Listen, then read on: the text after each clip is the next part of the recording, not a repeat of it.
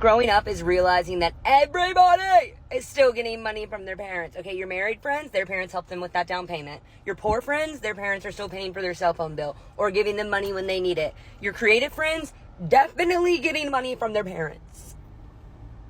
My dad is literally rich and he doesn't give me anything. It's a bad parent. If you love your kids, you financially support them forever.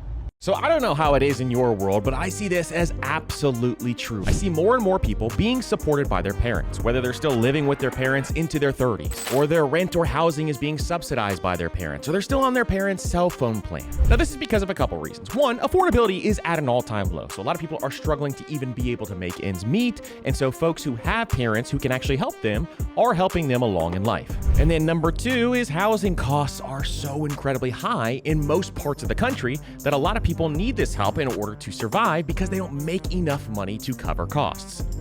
And as a parent, if your kids are struggling, you're gonna wanna help your kids out so they don't have to struggle so much. But there is one thing I'm noticing.